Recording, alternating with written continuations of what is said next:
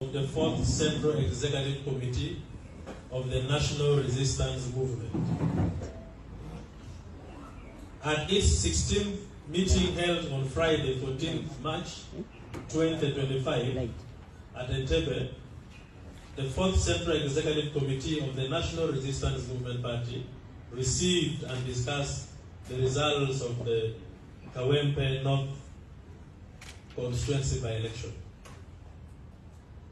Aware of the pillars of the National Resistance Movement, organization and party, which are patriotism, Pan-Africanism, socio-economic transformation and democracy, cognizant of the fact that peace, stability and security that Ugandans enjoy today was attained out of protracted people's struggle, mindful of the danger that the country might face or degenerate into if this kind of undemocratic behaviors and practices are not checked, noting that the acts of violence that were reported in the several polling stations within Kawempe North constituency were carried out by supporters and sympathizers of the National Unity Platform Forum, NUP political party, noting further that the cancellation of election results from several polling stations by the Electoral Commission disenfranchised about 50,000 voters, registered voters, from exercising their democratic rights in a free and democratic way.